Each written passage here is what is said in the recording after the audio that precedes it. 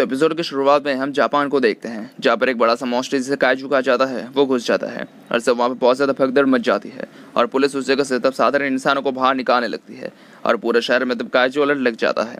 उस काइजू को तब वहाँ पे न्यूज़ की मदद से लोग देख पाते हैं और वो एक बहुत ही बड़ा काइजू होता है।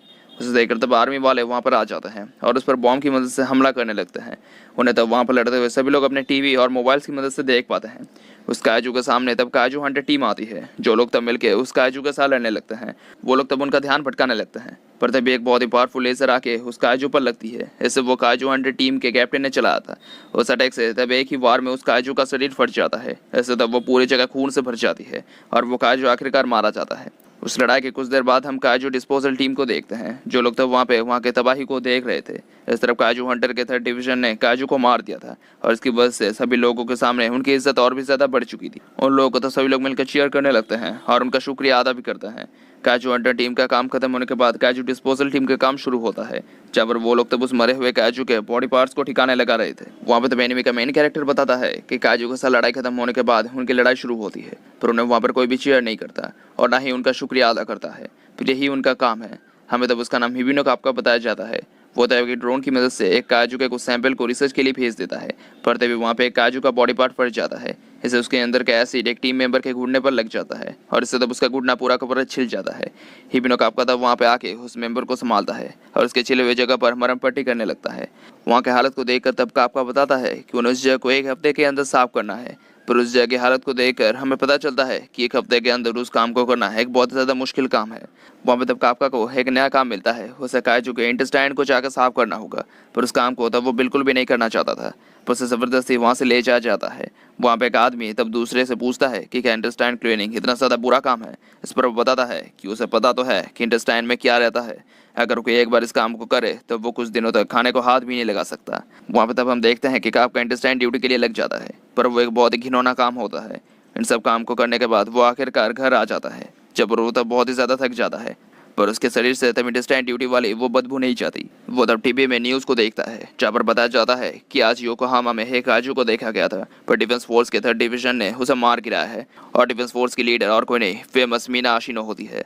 हमें दिखा जाता है कि काफका और आशिनो दोनों बचपन के दोस्त होते हैं, पर उसे देखकर तब काफका स्मोकिंग करने लगता है और थोड़ी देर बाद वो टीवी को बंद कर देता है। वो तब डिफेंस फोर्स में जाने के बारे में सोचने लगता है ताकि वो आशिनो के साथ एक ही टीम में काम कर सके, पर वो खुद को ये दिलासा देता है कि अभी वो जो काम कर रहा है वही उसके लिए अच्छा है।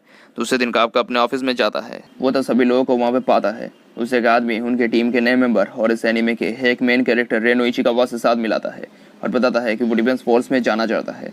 वो आदमी तब रेनो को कहता है कि काफका भी एक समय उसकी तरह ही था, जो डिफेंस फोर्स में घुसना चाहता था, पर आखिरकार उसने हार मान ली।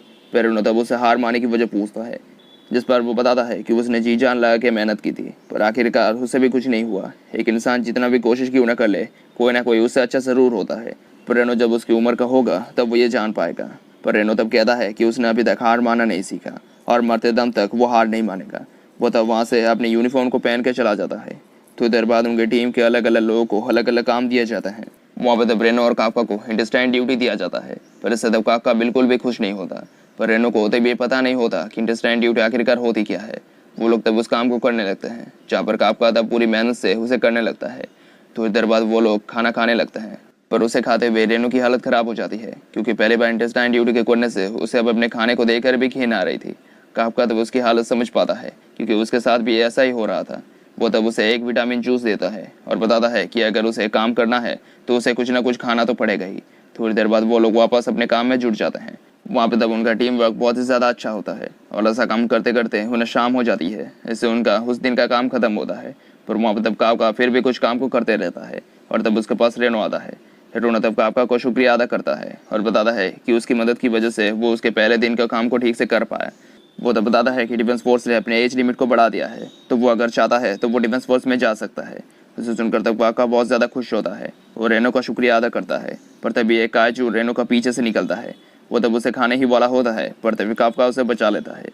वो काइजू तब उन पर वापस हमला कर देता है और तब काफका रेनो को वहाँ से जाने कहता है। रेनो तब वहाँ से जाना नहीं चाहता था, पर काफका तब उसे बताता है कि उसे डिफेंस फोर्स में जाना है, तब वो फालतू में वहाँ पे अपनी जान क्यों गवा रहा है। काफका तब किसी तरह से उसे वहाँ से भेज देता है और तब वो उस काइजू का ध्यान बढ़ाने लगता है और वो काजू तब उसका पीछा करता है और भागते हुए वो एक घर में घुस जाता है और काजू का साइज बड़ा होने की वजह से वो तब उसके अंदर नहीं जा पाता।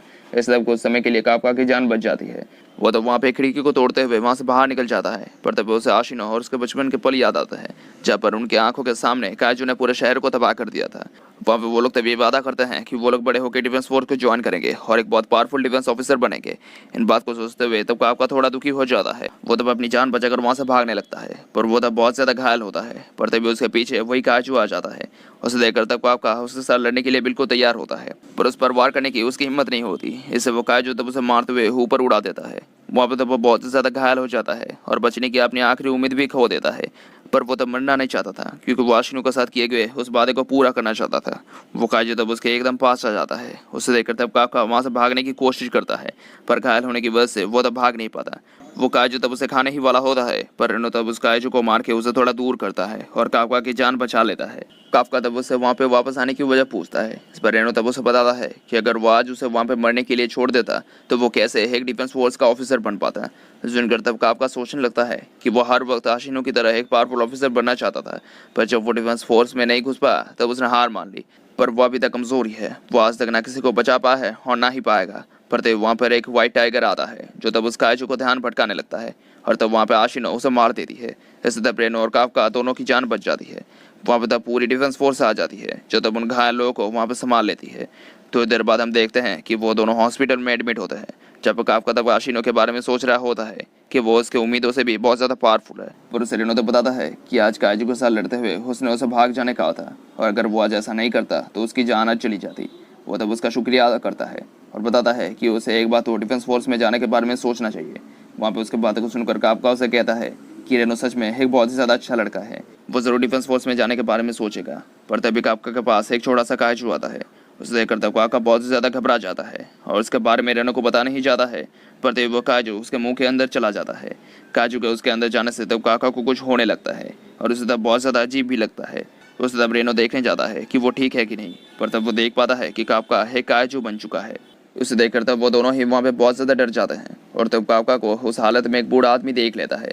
इसे देखकर तब उन दोनों को ऐसा लगता है कि अगर उसे किसी ने पकड़ लिया तो काजू के रूप में होने की वजह से वो भी मारा जाएगा। इस वजह से वो दोनों वहाँ से भागने लगते हैं। उसके साथ ही वीडियो खत्म हो जाता है। Thank you for watching.